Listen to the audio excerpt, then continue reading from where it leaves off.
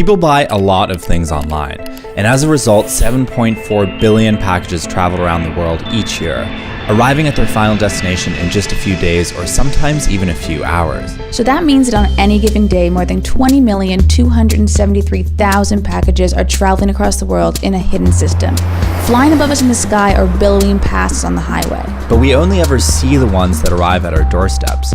And this got us thinking, how do packages get around? Well, humans have always found ways to get what they want when they want it. But until recently, the systems haven't been formalized enough to meet the desire for speed that we've always had. Take mail, for example. While it was possible to ship or mail things before the 20th century, the postal system just really sucked. Yeah, it was a mess. You had to pay not just for your country postage, but also for the ship postage and possibly postage in the country you were sending it to. That, by the way, is Nancy Pope. And I work at the Smithsonian's National Postal Museum. The other thing that sucked back then was transportation. Packages took forever to get where they were going, if they arrived at all. Because they were traveling by ship, they were taking months. And this understandably made people pretty frustrated. They wanted a reliable way to get things from one place to another. So they decided to formalize some things and make some changes that would lay the groundwork for the shipping that we have today. The first of those changes was the formation of the UPU in 1874, which basically set universal rules and prices for mailing things internationally. So for the first time in human history, you could actually be sure that whatever you're sending would actually arrive, and the person on the other end wouldn't have to pay for it. And this is basically the same system that we use today. The other big thing that changed the game was the invention of the airplane in 1903. This meant that people and packages could get where they were going way faster. Trips that used to take weeks now only took hours. But just because both packages and people could travel faster didn't mean that they would necessarily travel the same way.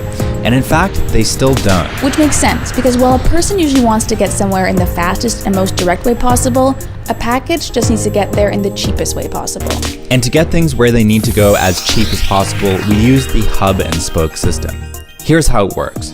Say we're sending a package from Tokyo to Chicago. A person would try and get a flight going directly there, but a package might actually travel thousands of miles in the wrong direction to a hub in Shanghai or Guangzhou in China before heading to its final destination. Why? Because these central hubs allow it to be grouped with packages that are going in the same direction, so they can share a flight, making it cheaper. It's kind of like taking a bus. It's way cheaper to split the cost of travel with a bunch of people going in the same direction as you versus paying for an Uber on your own. And that's why faster shipping is more expensive, because the flight still costs the same, but there are just less packages to split it between. But regardless of which shipping method you choose, if your package is traveling more than 200 miles, it's likely to end up somewhere like this. Yes, I'm based here in Louisville, which is the home of Worldport, UPS's largest air hub in the world. On a daily basis, we sort about 2 million packages, and at maximum capacity, Worldport can sort up to 416,000 packages every hour. Every package in the hub has a barcode, and those barcodes are scanned to allow the packages to be automatically sorted by state, city, and sometimes even by block. Then all the packages moving in the same direction get on a red-eye flight to their spoke, taking them one step closer to their final destination, your doorstep. So if the hub is a bus station, the spokes are the bus routes. They get you close but not all the way home. And the barcodes are what tell the package which spoke they need to be on. Those barcodes are also what allow us to track our packages, which apparently people do a lot. We hate to wait, but we love to receive our package. And in a lot of ways, the information about the package is as important as the package itself. That's Rob Lay.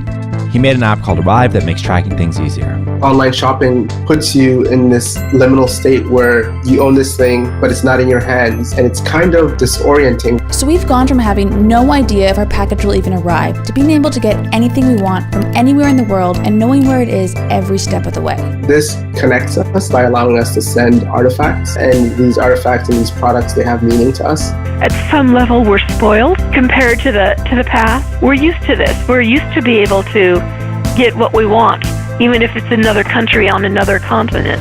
So without this crazy system that we've created, the tens of thousands of people who work in it, and our insatiable need for speed, the world might actually feel like a much bigger place.